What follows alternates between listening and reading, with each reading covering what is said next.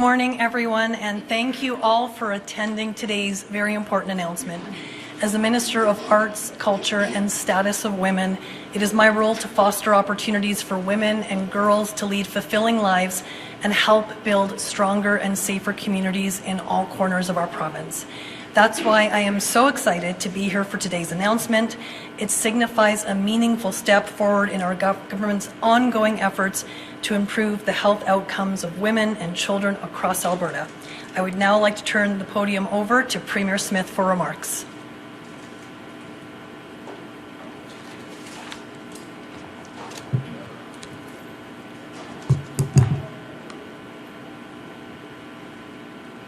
Well, thank you, and good morning, everyone. I'm pleased to be here with Minister of Health, Adriana LaGrange, Murray Sigler, President and CEO of Calgary Health Foundation, Dr. Erin Brennan, who is the Department Head of Obstetrics and Gynecology at the University of Calgary, and Charlene Rutherford, President and CEO of the Alberta Women's Health Foundation, to share an important announcement on investments that we're making in women's and newborn health. Our government was elected on a mandate to improve Alberta's healthcare system and make it work better for every Albertan, and that's exactly what we've been doing. Last year, we announced our plans to refocus healthcare, and Minister LaGrange has been working tirelessly on delivering on those plans. In April, we announced the creation of Recovery Alberta, our province's new mental health and addiction organization. Just last week, we announced a new program enabling nurse practitioners to offer primary care services, expanding access to primary care practitioners for people across the province. And the week before that, we announced a framework for a new funding model for our frontline healthcare practitioners, our medical doctors. We're committed to improving health outcomes for all Albertans, and an important part of that commitment is improving outcomes for women and children. Today, we're happy to announce that we are keeping another platform commitment by investing in women's health and newborn screening. Alberta is home to some of the country's best universities and research institutions, which regularly contribute cutting-edge research in a huge range of fields, and that includes medical science. We want to ensure Alberta's position as a leader in women's health research and increase our ability to attract distinguished researchers from other parts of Canada and from around the world. That's why we're investing $20 million over 2 years to advance women's health research in Alberta. $10 million will go to the Alberta Women's Health Foundation to support research on common women's health conditions, and $10 million will go to the Calgary Health Foundation to fund health projects that will make breakthroughs for possibly thousands of Alberta women. This funding will strengthen Alberta's position as a national leader in women's health and enable our province to provide better care to nearly 2 million women in our province. We also have a program for newborns. As we learned last week through the annual baby names announcement, Alberta families welcomed over 47,000 newborns into their families last year. Every expectant family dreams and prays for a safe birth of a healthy child. And that's why we're also fulfilling our campaign commitment to expand the Alberta newborn screening program. When parents welcome a newborn, they want answers and certainty about their baby's health as quickly as possible. The last thing that they want to do is wait.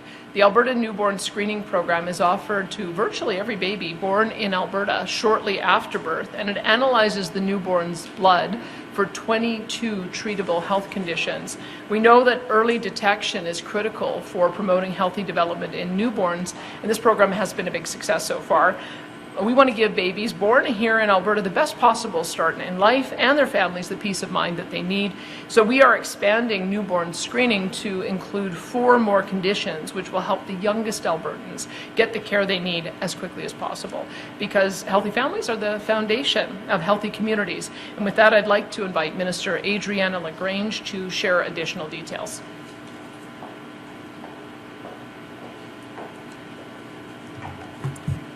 Thank you, Premier.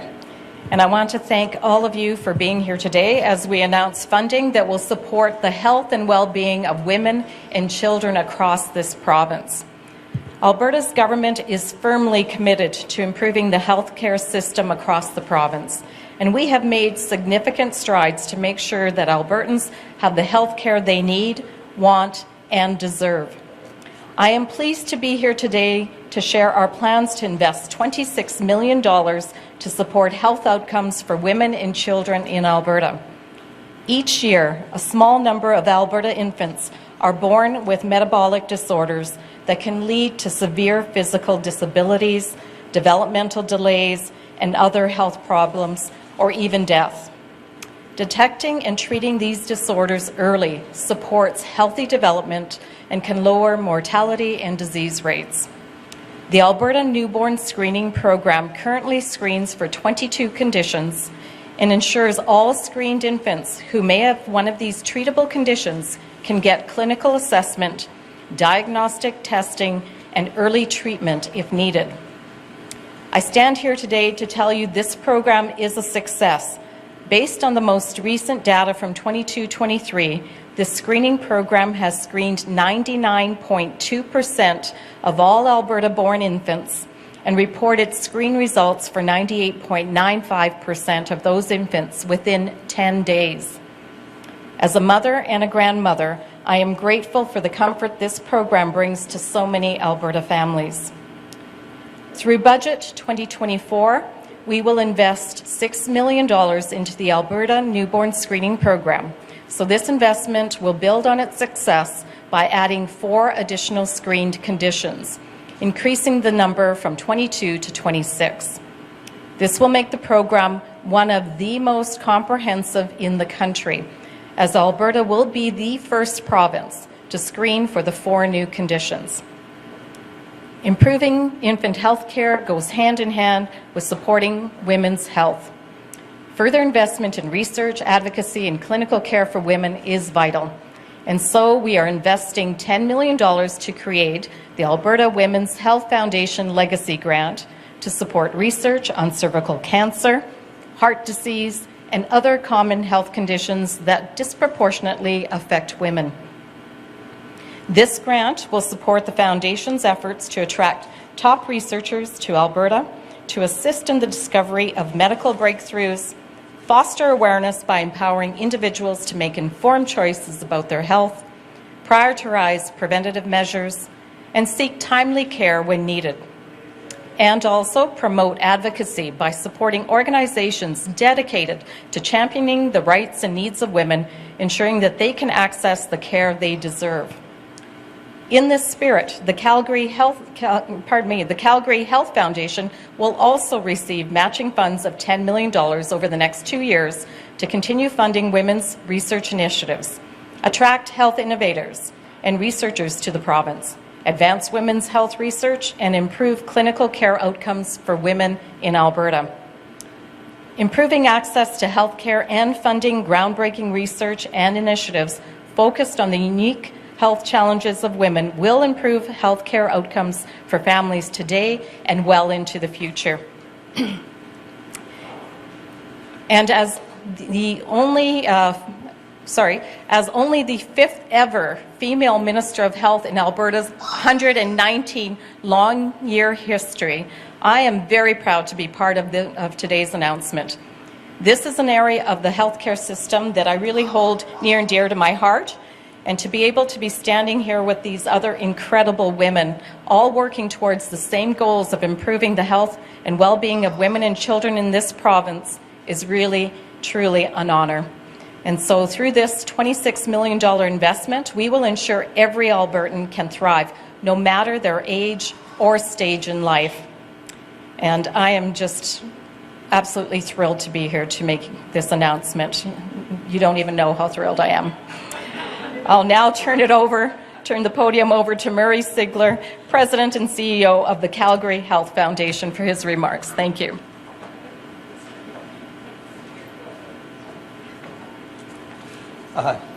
Thank you, Minister, Premier, Minister Fir. On behalf of all of us at Calgary Health Foundation, I'd like to thank Premier Smith, Minister LaGrange, and Minister Fir for the significant investment in women's health. This $10 million injection from the Alberta government marks a significant milestone for women's health in our province. And Calgary Health Foundation will work to leverage the Alberta government's investment by raising additional funds for women's health. Women's health is one of Calgary Health Foundation's top priorities. We are currently supporting several initiatives, including an innovative breast cancer project impacting the patient experience, as well as programs for the pelvic floor clinic in Calgary, both of which will significantly impact women's health. Calgary Health Foundation is committed to further funding female-related clinical care, research, and education. Calgary Health Foundation is working closely with Alberta Health Services to identify and strategically invest in women's health to help close the gaps between diagnosis, treatment, and care.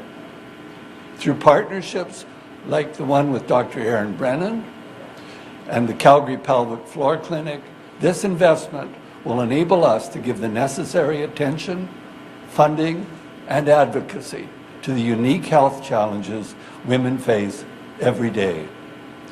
A reduction in waitlist times, the building of additional examination and treatment spaces, the expansion of existing initiatives, and the creation of new innovative programs focused on priorities identified by women are all possible thanks to this new investment.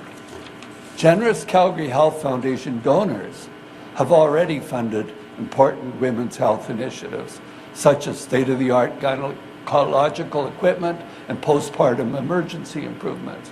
And we invite the community to join us in advancing this important initiative right here in Calgary. We are grateful to the Government of Alberta for its support and are excited about the future impacts this investment will have for women's health. Thank you. Now I'd like to call on Dr. Brennan. Good morning. I'm Erin Brennan, the Department Head for Obstetrics and Gynecology here at the Cummings School of Medicine and for Alberta Health Services Calgary Zone. I'm also a practicing gynecologist here at the Foothills Medical Centre. I'd like to thank Premier Smith, Minister LaGrange, and Minister Fir for today's announcement of directed funding for women's health through the Calgary Health Foundation. The Foundation is committed to equitable health care for all, including prioritizing women's health and addressing the unique challenges that women face. This investment represents a tangible first step towards removing gender disparity in healthcare practice, policy, research, and delivery. It's time for women's healthcare and research to get the attention and funding it deserves. Presently, diseases and conditions that specifically impact women are misunderstood and poorly treated. As a gynecologist, I hear about the struggles of women in our community to access care for menopause, a condition that affects every single woman, pelvic floor disorders, which affect 50%, as well as for common conditions such as endometriosis and polycystic ovarian syndrome. I hear this on a daily basis. And these challenges are echoed by my colleagues in primary care who report struggles to connect their patients with appropriate therapies and resources for these and other women's health concerns. We know that improving the health of women has wide-reaching effect, benefiting communities and society as a whole. Healthier women are better able to function in the pivotal roles that we hold in our families, participate in the workforce, and ultimately contribute to the economy of this province. With this $10 million investment, we hope to begin the development of a rapid access clinic for gynecologic conditions. We want to lay the foundations for innovation in the training of women's health specialists to meet the needs of urban and rural patients. And we want to create a women's health innovation and research hub here in Calgary. We envision a future where women's healthcare receives adequate attention, resources, and we know that the Calgary Health Foundation plans to be at the forefront of driving that change. Ultimately, today's announcement reflects our government's acknowledgement that investing in women's health is an investment in a prosperous Alberta. I applaud the government for making this first step to address the historical gap in women's health. This commitment to improving the lives of women will have a profound and lasting impact for generations to come. Thank you, Premier Smith, Minister LaGrange, and Minister Fir. And with that, I'd like to turn the podium over to Charlene Rutherford.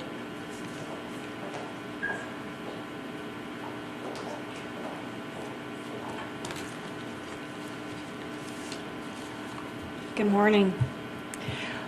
On behalf of my board of directors, led by Chair Dan Lefebvre, it's my immense privilege to stand here today alongside the Premier and Ministers LaGrange and Minister Fir to highlight the importance of supporting women's health research in Alberta. Research is the track that the engine of clinical care follows. Advances in diagnosis and treatment always begin with research, and today the Government of Alberta stands shoulder to shoulder with our province's 2.2 million women and girls and their healthy futures. The Alberta Women's Health Foundation directly supports the work of more than 160 researchers in our province who are collaborating provincially, nationally, and internationally. Some of these researchers are based at the Dale Sheard Centre for Solutions in Women's Health at the Lois Hole Hospital for Women in Edmonton. And I want to say another thank you to Minister Fir for being part of that wonderful opening and celebrating that centre with us. We're still celebrating. It's fantastic. So we are grateful to receive these dollars, an investment that will continue to advance current projects and the many emerging opportunities in research that are before us now. And this is happening because more scientists are placing their focus in areas that have historically been difficult to research due to lack of funding and/or lack of participation in clinical trials. These gaps are historical, and they are precisely why unexplained side effects, long delays in diagnosis, and even misdiagnosis continue to occur across the women's health spectrum. We also know that women face a unique set of barriers in the workplace due to events that limit their progression, curb their potential, and even cause some women to leave the workplace entirely. In our own report, Surveying the Silence, more than 2,200 women in Alberta responded to our survey and shared the gynecological health conditions that cause significant challenges across aspects of their lives. And Doctor, you referred to some of those. So pelvic pain, polycystic ovary syndrome, to fibroids, to menopause. We learned that women's health is directly correlated to their capacity to achieve in the workplace and in their personal lives and in relationships. Menopause is an excellent example. As we learned in our report, 75% of women who suffer from the debilitating effects of menopause say the challenges are so impactful that it directly impacts them at work. And 10% indicate that they could consider leaving the workplace. And women going through menopause now are more likely than previous generations to hold senior roles at work, making them difficult to replace. These are women who are people leaders, culture leaders, C-suite executives, and board members. And they're a growing cohort of women who are more likely to have good salaries and disposable income, and who are also invested in finding answers. We know that women's health equates to women's wealth and serves to bolster economies. So collaborations like this across the public, private, and not-for-profit sectors are becoming so important. And certainly this exciting announcement by Premier Smith today demonstrates the investment and the leadership that ultimately leads to improved health outcomes for our women, their families, and therefore our communities. This $26 million total investment from the Alberta government will serve as premium fuel for progress, igniting innovation and refining outcomes for all. Because when we solve for women, we solve for society. So thank you so much once more, Premier Smith, for this investment. Thank you, Minister LaGrange, and thank you so much, Minister Fir. Thank you. Thank you so much, Charlene. To close, I would like to extend a heartfelt thank you to both the Alberta Women's Health Foundation and the Calgary Health Foundation for the work they do behind the scenes and for their commitment to health projects that enable breakthroughs for thousands of Albertans. Your contribution to women's research plays a critical role in ensuring that vital health information remains readily available and is a fundamental cornerstone in enhancing personal well-being and strengthening family health care across our incredible province. I will now hand over the podium to the press secretary to continue with the remainder of today's event.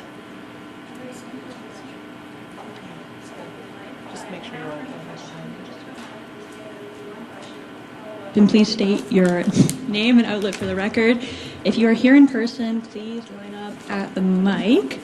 And I'm seeing someone making their way to the mic. All right, first to the mic, please go ahead. Back here, Tim Brooke with CTV. This question is for the Premier. I see that there are some proposed amendments right now going to Bill 20. I noticed the softer language there, but can you tell me specifically what's changing here and why municipalities should be happier now than they were last week? A couple of things. So when we introduced legislation, I'm glad we introduced it just before our constituency break. We all had a chance to go and talk to our various councils.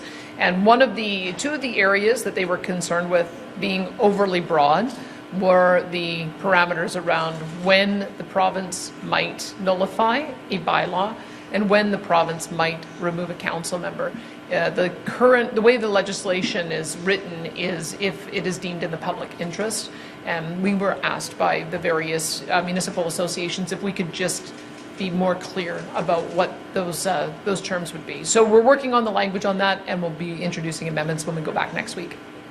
And then my second question, completely unrelated. I'd like to know, what is your personal relationship with Jennifer Johnson, and will that impact in any way your decision to allow her back into caucus? Look, I mean, we have seen that there have been pathways for MLAs when they mess up to find a way back into caucuses. It happened in the NDP caucus, and I've asked Ms. Johnson to do the same thing, that she's got some work to do to make amends with the LGBT community. And at this moment, there's no discussion about that. She's still some work to do. What's your personal relationship with Ms. Johnson? She was a candidate. She was a supporter of the UCP. She's still a party member. She sits in the legislature as a duly elected member. And I have a relationship with her like I do other duly elected members of the legislature. All right, thank you. Next to the mic, please go ahead. Hi, Sean Polzer, Western Standard. Question for a colleague. Given Minister LaGrange's past involvement with the pro-life movement, is there any thought to giving restrictions on abortion similar to what we're seeing in some United States? No. No. Okay. Thank you. And then a question for me. Now that the Trans Mountain Pipeline is on stream and supposedly up and running, what are the next steps to, say, divesting it, and what would the role of the Alberta government be in that? Well, I sure hope it's up and running. We're banking on that. We were very pleased to see that Trans Mountain went into service on May the 1st. I understand that it's already well on its way to being filled. There are orders that have been made with both China and India, and I suspect we'll see more of that. The next steps, as I understand it, is that the federal government wants to get the Trans Mountain Pipeline into private hands. We've already signaled our intent to assist on that if they need some assistance on the Indigenous ownership. I think they have said that they want Indigenous partners to own anywhere from 20 to 30%. My recommendation is they get that as the first piece. And so we have an Alberta Indigenous Opportunities Corporation. We increased the backstop from $1 billion to $3 billion in order to be able to facilitate if we needed to. We were pleased to see that both British Columbia as well as the federal government followed our lead. There's a BC Indigenous Opportunities Corp that has a $1 billion backstop, and the federal corp has $5 billion as a backstop, and they've said that that's just the beginning, and that it is also intended to be able to support projects like this. So my understanding is that 80% of this pipeline is debt financed, and is likely to stay that way. Which means that the tolls associated with paying that off will be paid by the producers, and then they just need to equity finance the remaining 20%, which is about a $10 billion share issue. So that just gives you some idea, I think, of how they have to put this deal together. If it's 30% Indigenous ownership, and then it will go to the market, there'll be the remaining 70% ownership from private players, and then the bulk of the pipeline will be paid off with the tolls. My anticipation is that there would be no taxpayer dollars that would be spent on paying for this pipeline. It was paid for by the federal government to get it to the finish line because Kinder Morgan was going to walk away with the regulatory uncertainty. We're glad that happened. We're sorry it went over budget, but I think this is still going to be a hands down win for the country. It'll be paid off by the private sector. We will get a higher value for our product. We'll get more of our product to market. It'll generate more royalties, more corporate income tax revenue. It's a win all the way around, and it's a delight to see that we can actually, as a country, do these kind of nation-building projects once again. I don't want to overstep, but do you think that the federal government is going to have to take a substantial write-down on this investment? I don't. I'm not. Because of the way it can be financed, I believe, with 80% debt finance paid by tolls, that's paid by the shipper, and then they just are going to get the equity stake into private hands with the assistance of a loan guarantee, and we're happy to help with that. So I'm not anticipating a write-down. Next on the mic, go ahead. Hi, Premier Mark Vlaney here with CTV Calgary. Another unrelated question for you. In Ontario, the OPP is mandating breath samples now during all GTA traffic stops in an effort to prevent impaired driving. Just wondering what your thoughts are on that program, and if it's something you'd like to see implemented here in Alberta as well. Sorry, can you see what they're doing? Yeah, in Ontario, the OPP, they're mandating breath samples for any standard regular traffic stop. So even if you roll a stop sign, for example, they could pull you over and ask for a breath sample. I don't know it would be appropriate for me to direct the police on anything, so that might be a question better put to the Calgary Police Service or the RCMP or our sheriffs. Thank you. All right. Sure, go ahead. Doing dual jobs here today. Nick with City TV. It's a quick question back to what we're announcing here today. Just the importance, I know it was kind of a twofold, like the infant side of things and having the ability to test the blood and all of these things. Can we just a little bit that importance, like the ability to be able to detect these things, once the young mother's in the hospital and the baby is born, how important is it to have those blood samples tested right away and all these additional things that they can look for? Well, it's extremely important. So typically what is done is the heel prick test on a newborn baby, and the blood's taken and then it's sent for analysis. And the quick turnaround of that analysis is extremely important, because if there is one of these conditions prevalent or present within that infant, we want to be able to start treatment immediately. And sometimes it goes undiagnosed. And if it goes undiagnosed, then it can lead to developmental delays. It can lead to even death. As a rehab practitioner in my former life, working with the developmentally disabled, I saw situations that resulted from some of these conditions that we do test for. So it's extremely important that we're already testing for the 22, that we add the additional 4. And as I said, it'll make us a Canadian leader in this area. It's just extremely important. The sooner we can detect, that early intervention process kicks into place. And as I said, we're testing virtually 100% of children in the province. Yeah. Oh, perfect. Yes. Hi, so I'm Dr. Eliza Phillips. I'm a metabolic physician. So I follow these children and their families after they get the call that the newborn screen is positive. And I see every day the difference that that the early diagnosis of these conditions make. It can be the difference between a child who is severely disabled and a child who will grow up healthy, normal development. And it's life-changing. So there's all these new developments in treatments and advances in diagnostics that allow us to continually add new conditions to the newborn screening. So it's just life-changing for these families. Follow up, because there was a lot announced here today. The other one I heard, and I apologize, is this young lady over here. The quick access clinic too, part of that funding might be going to this clinic. The importance of that clinic, like for women's health especially too. I am not an expert at all. So what's the importance of having that quick access clinic and some of these things? Because like we said, 2.2 million women, and they're a huge part of the workforce. So the importance of that clinic. So I'm Erin Brennan. I'm the Department Head of Obstetrics and Gynecology. A rapid access clinic for gynecologic conditions is something that women in the community identified as a priority. We know that the wait for reproductive health care is growing. It can be as long as 2 years to see a specialist in the city. I am telling the truth when I say that every single one of my call shifts here at the Foothills in the last 2 months involved telling a woman that she had advanced reproductive tract cancer because she couldn't be seen for her uterine bleeding fast enough. And so development of this clinic will not only improve the quality of women's lives, but the quantity and the length of it. This will be pivotal. It will be so important for my colleagues in primary care who are overstretched and overburdened to have an easy pathway for their patients to follow. All right, thank you. Seeing no more questions on the floor, we will turn over to the phones. Operator, please put through our first caller. Thank you. Janet French, CBC.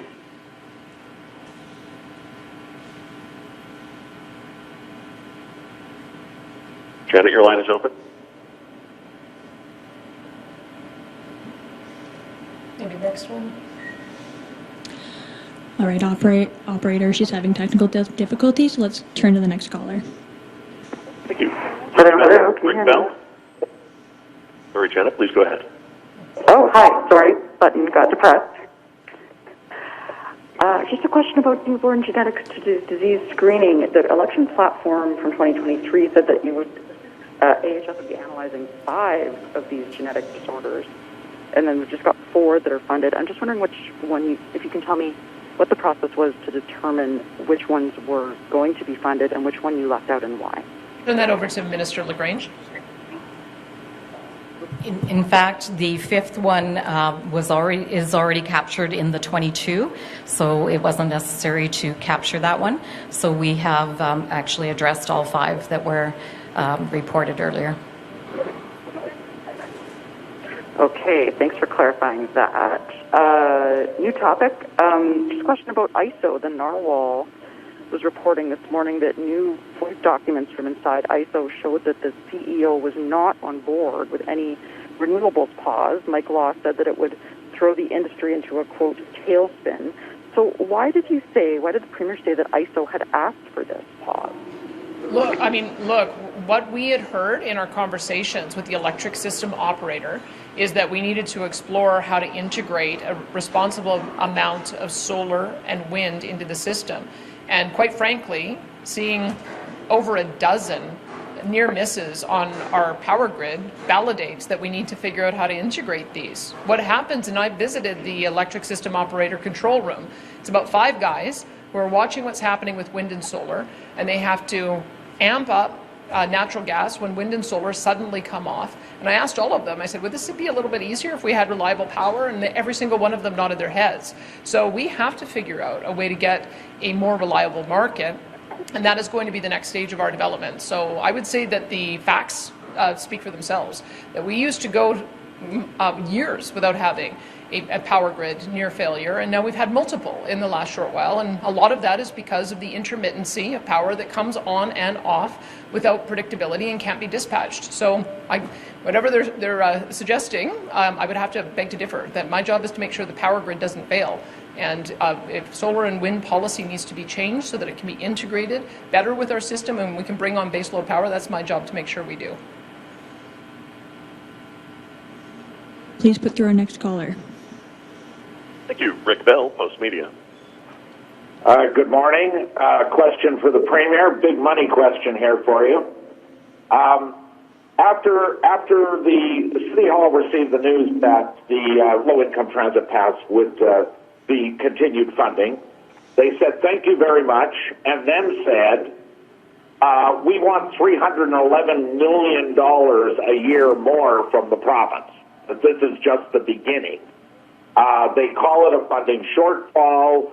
They point directly at your government, and they blame you for shorting them by this $311 million a year. And the figure is even contained in a report that they're going to be discussing soon called Understanding the Funding Shortfall from the Province. What do you say when you hear, particularly the mayor as a spokesperson for City Council, wanting $311 million a year more from the provincial government? Well, I would say I'm always open to hearing from our mayors and our municipal associations about where there might be funding gaps. But I would also mention a couple of weeks ago I saw the City of Calgary bragging about a $238 million surplus most of which they put into reserves, 200 million of which was unexpected because of their overcharging on local access fees. So we've had to correct that.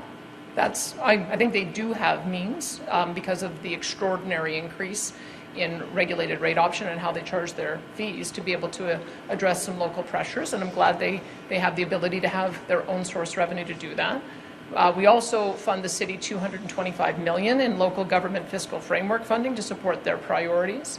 We also, and I may as well just go through the list here, Rick, 18 school projects in Calgary, $55 million to the University of Calgary, $667 million over 3 years for Calgary LRT, including $43.4 million to extend the Blue Line to 88th Avenue to support future connection with the airport. $524 million over the next 3 years for Deerfoot Trail upgrades, $7.8 million to develop the Olympic Plaza and expand the existing Arts Commons, $103 million over the next 3 years to develop long-term care beds, $70 million over 3 years to increase capacity at the Foothills Neonatal Clinic, $67 million to redevelop the Peter Lougheed Centre, $48 million for the Calgary Cyclotron facility, $700 million to relocate kidney patients for Northwest Dialysis. Like, we've got a number of ways in which we support the city of Calgary, and in fact we're very diligent in making sure that we have equivalency between our two major cities. I believe we're up to about $3 billion in capital funding for both Calgary, or for each of Calgary and Edmonton over the next 3 years. So I know there's always pressures at the city, and I think we've identified a great number of them, and we're funding them. My supplementary question is, because you hear this a lot from readers who just can't believe, who know how much money the city council has, and yet they continue to plead poverty, that the cupboard is bare. Just to clarify, Premier, that favorable operating variance of $237.7 million, basically found money, then the franchise fee variance is on top of that. That's another $200 million on top of that. And then there's an NMAX dividend variance, which of course is because the power bills have been so high. And then they have a multitude of reserve funds on top of that. So when the public, when Albertans, because you're responsible for money for Alberta taxpayers, when Albertans see the amount of money that the city of Calgary has, and at the same time they're pleading poverty, I mean, what is your feeling when you hear that? Well, year after year, whenever they had their surplus announcements, I would make sure that when I was on the air that Calgarians knew about it. We see this every year, that they underestimate what the revenues are going to be, overestimate their expenses, they generate surpluses, and then they put it into their surplus accounts, and then they increase taxes. So that's something that Calgarians are going to have to hold them to account for, but we watch that, we see that, we know that they're running surpluses, so we know that they have means to be able to support their most urgent priorities. We also know we have a responsibility to support these big projects, and we're going to support these big projects. But we have 350 municipalities in Alberta that we have to take care of. And I can tell you, there are only 2 cities that are getting over $600 million to support their LRT systems, and that's Calgary and Edmonton. And so we have to be mindful that we've got to be fair, and we're going to continue to be fair going forward. We want to make sure that our 2 big cities are supported, but we also have to make sure that all of our municipalities get the resources that they need to. Thank you. All right, thanks everyone. That's all the time we had this morning. Thank you for coming out. Thanks everyone.